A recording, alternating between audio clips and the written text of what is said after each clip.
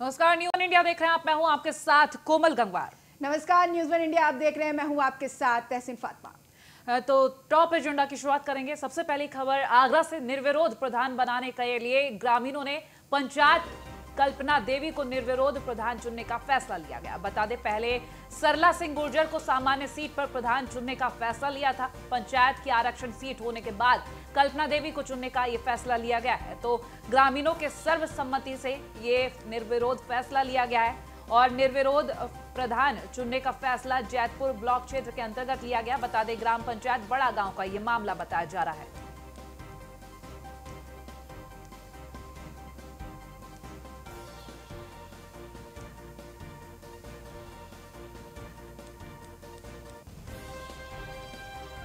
तो सबकी एक खबर आप तक पहुंचा रहे हैं।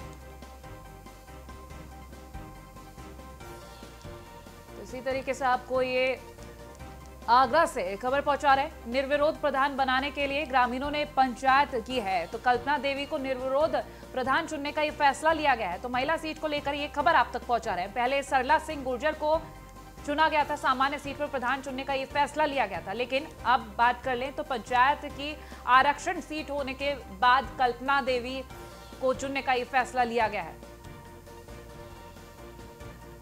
ग्रामीणों के सर्वसम्मति से यह फैसला लिया गया है। तो आमतौर पर यह देखा जाता है कि प्रधानी के चुनाव के लिए खून खराबा होता है, लेकिन यहाँ पर निर्विरोध प्रत्याशी निर्विरोध चुने गए हैं और ऐसे में ये बहुत बड़ी खबर अपने आप में ये दर्शाता है कि कल्पना देवी को निर्विरोध प्रधान चुनने का ये जो फैसला लिया गया है, एक तरीके से एक बड़ा संदेश जाता है। पहले सरला सिंह गुर्जर को सामान्य सीट पर प्रधान था और ऐसे में पंचायत के आरक्षण सीटों पर जो चुनाव की प्रक्रिया है उसी के मद्देनजर निर्विरोध कल्पना देवी को चुना गया है।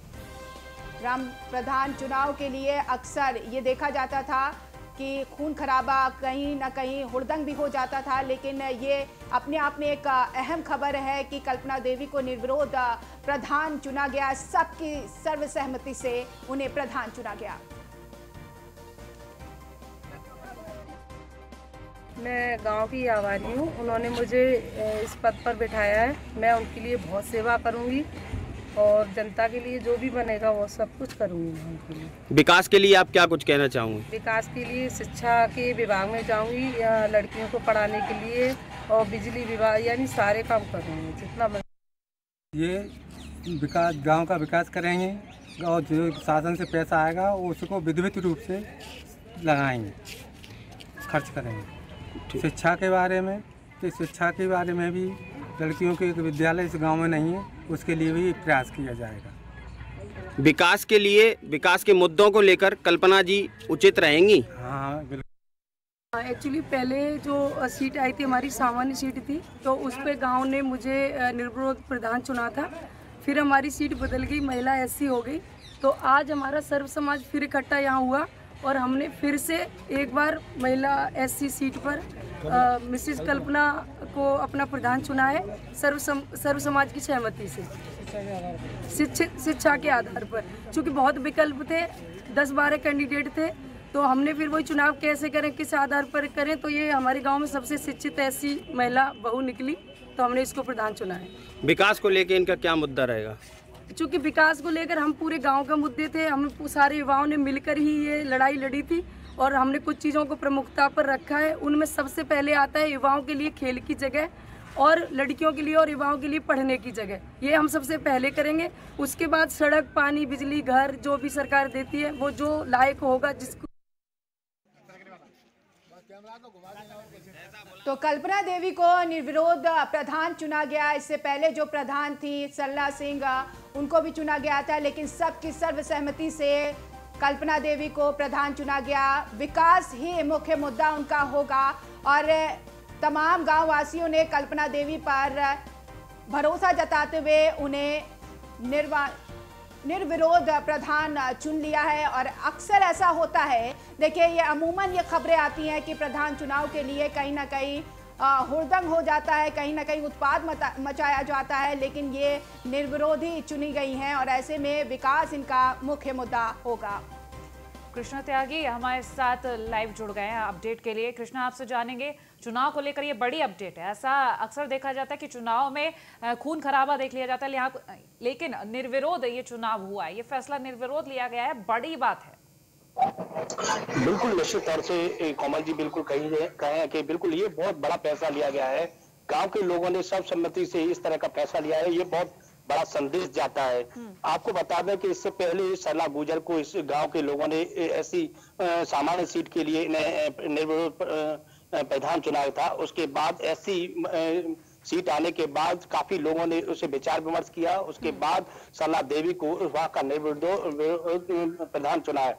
तो ये बिल्कुल बहुत ही बड़ी बात है, क्योंकि आए दिन देखी जाती है जिस समय प्रधान के जो चुनाव होता है, बहुत बड़ा चुनाव होता है, आए दिन उसमें इस तरह की वारदात आती है, कई खूनी संघर्ष भी देखने को मिलता है। तो यहाँ इस गांव में एक बहुत बड़ी चीज देखने को मिली कि सरला देवी को निर्विरोध प्रधान बनाया गया, और ये बहुत बड़ी बात है। और इस तरह के संदेश देने की बात जो और सबसे बड़ी बात यह है कि सरला देवी ने उन सभी मुद्दों पर बातचीत करने की बात कही है, और कई ऐसे गांव के ऐसे कई मुद्दे हैं उन पर विकास करने की बात भी कही है। सबसे ज्यादा महिलाओं के लिए भी उन्होंने बात करने की बात कही है। क्या 2015 के प्रावधान के आधार पर इन्हें निर्विरोधी प्रधान चुना गया है?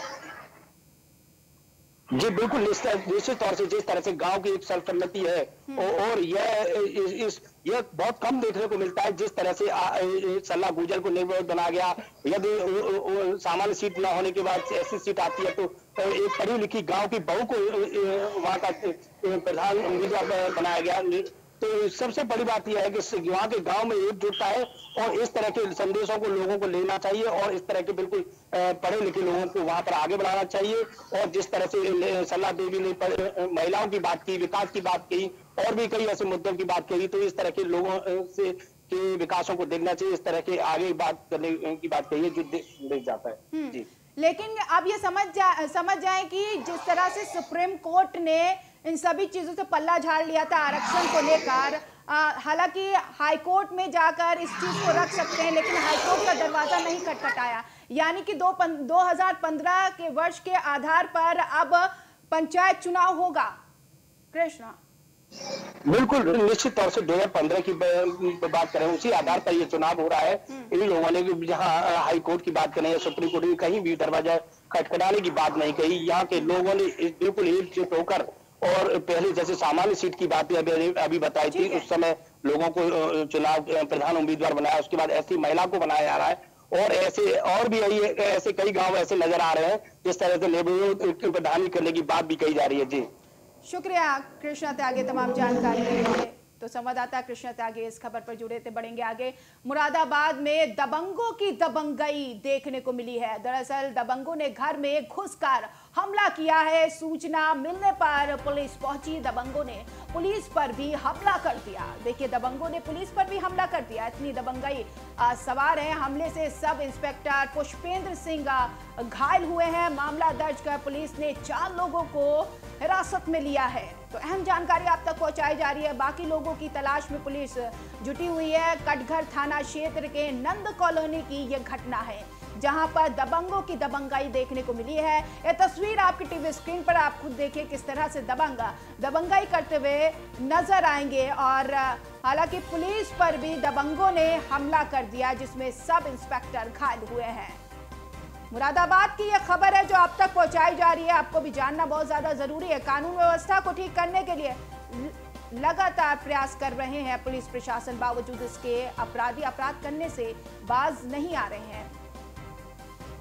अंकित शर्मा फोन लाइन पर जुड़ गए हैं खबर पर ज्यादा जानकारी के साथ। अंकित, क्या कुछ जानकारी इस खबर से जुड़ी? जी बिल्कुल, आपको बता दो, पूरा मामला मुरादाबाद के कटघर थाना क्षेत्र से नंद कॉलोनी का है, जहां बीती देर रात डीजे को लेकर थोड़ा बवाल हुआ था, जिसकी शिकायत पार्षद पति ने पुलिस को दी थी, जिसपे गुस्साए आरोपियों ने पार्षद के घर हंगामा कर दिया और वहां पे पथराव भी किया था, जिनकी मारपिटाई भी की, और वहां पे पहुंचे दरोगा पे भी हमला किया गया, जिसमें दरोगा के चोट आई है। पुलिस ने सारी वीडियो तथ्य जानते हुए छानबीन शुरू कर दी है, जिसमें 4 लोगों की गिरफ्तारी करी गई है। बाकियों की गिरफ्तारी के लिए प्रयास जारी है। जी, तो अंकित, जो बदमाश वहां पर थे जिन्होंने उत्पात मचाया, उनकी पहचान क्या कुछ बताई जा रही है? कितने को हिरासत में लिया पुलिस ने? जी बिल्कुल, आपको बता दूं 4 लोगों की अब तक गिरफ्तारी हो चुकी है और एक सीसीटीवी फुटेज जो सामने आए हैं जिसमें आरोपी जो लड़के हैं वो डंडे हाथों में लेके आए हुए हैं और जो पुलिस पे वार कर रहे हैं और वहां पार्षद पे भी जो जिन्होंने हमला किया है उस तथ्यों के आधार पर पुलिस जांच कर कार्रवाई की बात कर रही है। क्या इसमें एक सब इंस्पेक्टर भी घायल हुए, क्या पार्षद भी घायल हुए हैं, कोई जानकारी? जी एक सब इंस्पेक्टर एक पार्षद दोनों ही इसमें हमले में घायल हुए हैं। पार्षद के सर में चोट है और जो दरोगा है उनके हाथ में चोट है। जी शुक्रिया तमाम जानकारी के लिए। तो संवाददाता इस खबर पर जुड़े थे और तमाम जानकारी दे रहे थे।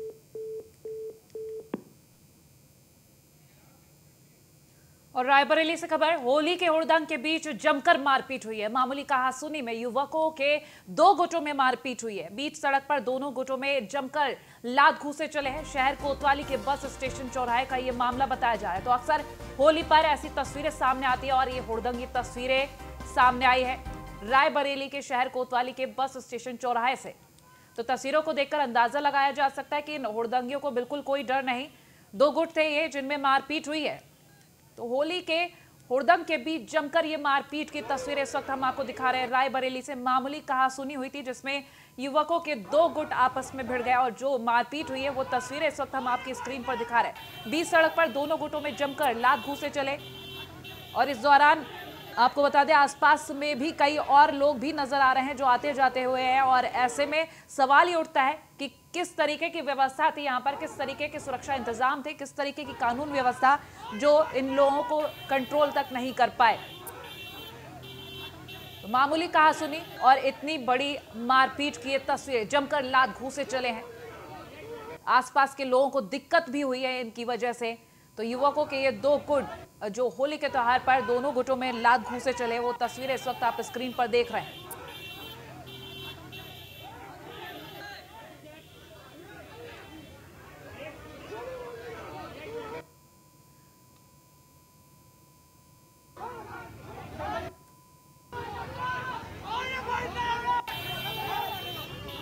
और बात बुलंदशहर की कर लेते हैं। दरअसल बुलंदशहर में होली खेलने के दौरान तेजाब से हमला हुआ है। तेजाब गिरने से 2 युवक बुरी तरह से झुलसे हैं। गंभीर हालत में परिजनों ने दोनों युवकों को अस्पताल में भर्ती कराया है। दोनों युवक बता रहे थे शराब के नशे में धुत गांव में ही एक डेयरी पर रखी थी तेजाब की बोतल और डेयरी के आगे दोनों युवक मना रहे थे होली का जश्न।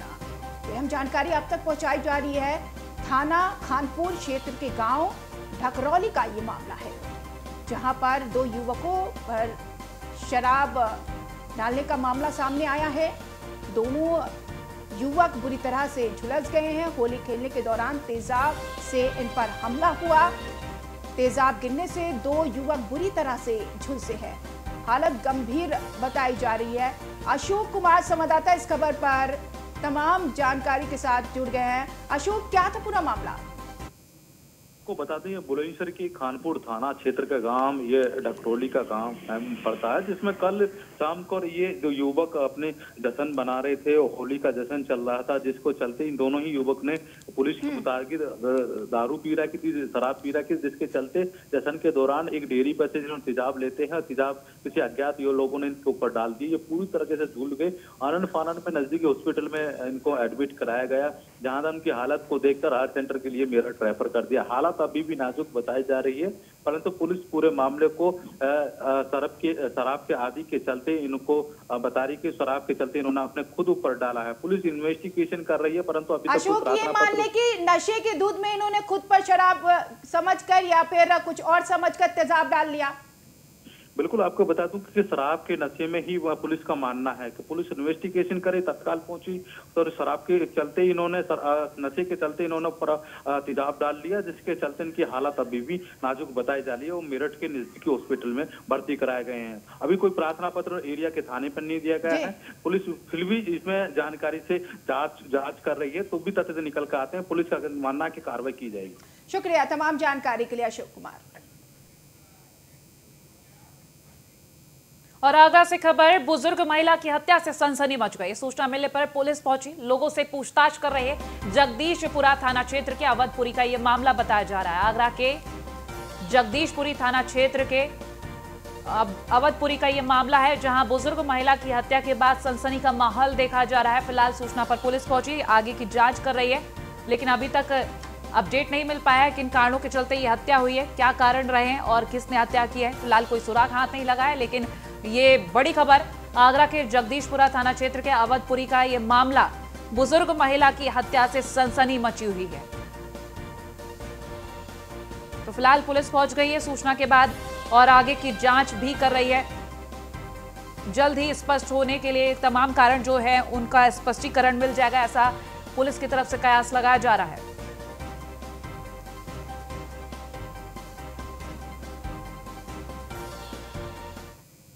उधर यूपी के सोनभद्र में धारदार हथियार से युवक की गला रेतकर हत्या कर दी गई। मौके पर पहुंची पुलिस मामले की जांच पड़ताल में जुट गई है। 2 साल पहले युवक की पत्नी फरार हुई थी।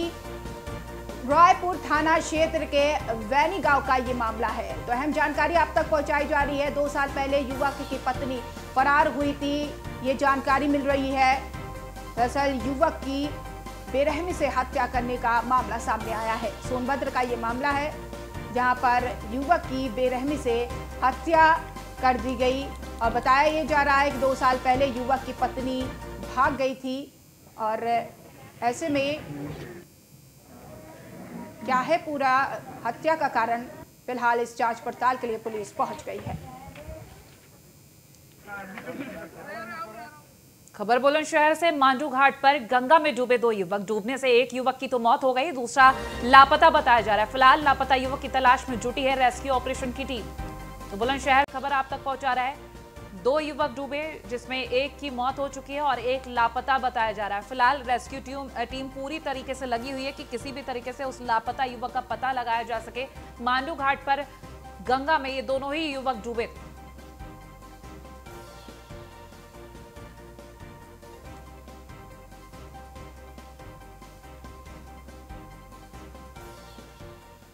तो कानपुर से भी एक खबर का रुख कर लेते हैं। दबंगों ने घर में दरअसल घुसकर मारपीट की है। दबंगों ने महिलाओं को भी बेरहमी से पीटा है। मौके पर मौजूद लोगों ने मारपीट का वीडियो बना लिया। यहाँ पर चौकी क्षेत्र की पुरानी बस्ती की यह घटना है। अहम जानकारी आप तक पहुंचाई जा रही है। वसंत विहार चौकी क्षेत्र की पुरानी बस्ती की ये घटना है। दबंगों ने घर में घुसकर उत्पात मचाया है, मारपीट की है, महिलाओं के साथ भी मारपीट की है, बेरहमी से महिलाओं की पिटाई की है। ये वीडियो आपके सामने है, आप आवाजों से अंदाजा लगा सकते हैं कि किस तरह से यहाँ पर दबंग बेखौफ घुसे घर में और मारपीट की वारदात को अंजाम दिया।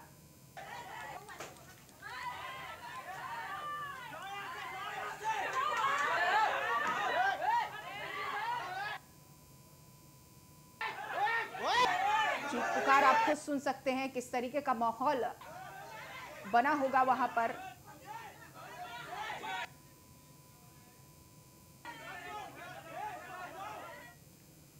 और यूपी के पूर्व मुख्यमंत्री अखिलेश यादव के घर पर होली खेली गई। इस मौके पर अखिलेश और रामगोपाल यादव ने कार्यकर्ताओं के साथ होली का त्यौहार मनाया है। अखिलेश के साथ तेज प्रताप यादव, धर्मेंद्र यादव, अक्षय यादव और अंशुल यादव तो नजर आए, लेकिन मंच से चाचा शिवपाल यादव गैर मौजूद रहे। वहीं मंच पर रामगोपाल ने फागुन गीत गाया। अखिलेश ने समस्त जनता को होली की शुभकामनाएं भी दी हैं। तो मंच पर शिवपाल की गैर मौजूदगी में अखिलेश ने कहा कि शिवपाल चाचा कहीं और होली मना रहे होंगे। अभी तो शुरुआत है, कहीं और उनकी होली मन रही होगी। वहीं पंचायत चुनाव को लेकर अखिलेश ने कहा कि पंचायत चुनाव में जनता भारतीय जनता को सबक सिखाने के लिए तैयारी में है। वहीं उन्होंने किसान कानून पर बात कही। उन्होंने कहा कि किसान के कानून से इस सरकार से खेती बर्बाद कर दी है, तो सरकार ने खेती बर्बाद कर दी है, ये अखिलेश यादव ने मंच से ही कहा है। और तस्वीर आपको दिखा रहे हैं सीधा इटावा से, अखिलेश यादव होली मनाते हुए दिखाई दे रहे हैं। तो मंच पर शिवपाल यादव नजर नहीं आए। उन्होंने कहा कि फिलहाल शिवपाल चाचा यहाँ पर नहीं है, कहीं और होली मना रहे होंगे।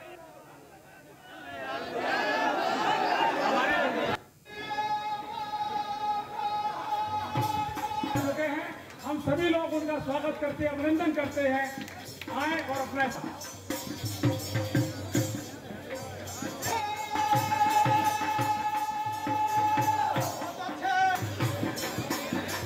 यादव परिवार की होली की तस्वीरें दिखा रहे, लेकिन इन तस्वीरों में रिश्तों में दूरी दिखाई दी।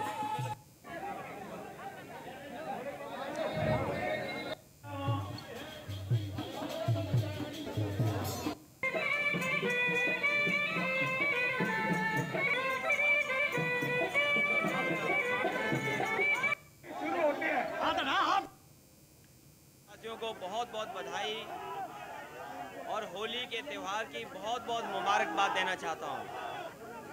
ये रंगों का त्यौहार, जहाँ रंग एक दूसरे पे डाल करके हम खेलते हैं, वहीं होली के त्यौहार पर गले मिलकर के एक दूसरे को गुजिया और मिठाई खिला करके, जो पुरानी तमाम चीज़ें उनको भूल करके होली के त्यौहार में गले लगाते हैं।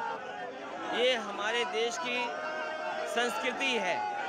जिस तरह अलग अलग रंग से हम होली मिल कर के खेलते हैं, उसी तरीके से हमारे समाज में अगर अलग अलग जाति धर्म के लोग मिल कर के एक साथ रहते हैं, सदियों से ये त्यौहार इसी तरह खुशी और उत्साह के साथ मनाया गया है। और हमें पूरा भरोसा है कि भारत की संस्कृति यही है।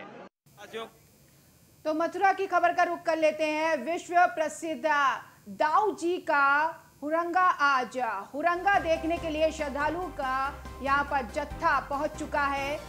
भीड़ उमड़ पड़ी है, जनसैलाब उमड़ पड़ा है। तो यहाँ पर हुरियारों पर प्रेम से यहाँ पर पागे कोड़े पड़ेंगे। रंग में भिगोकर कोड़े मारती हैं महिलाएं। भगवान श्री कृष्ण के बड़े भाई बलदेव पर केंद्रित है दाऊ जी का हुरंगा। 8 क्विंटल टेसू फूल और 2.5 क्विंटल केसरिया रंग का यहाँ पर प्रयोग होगा। दरअसल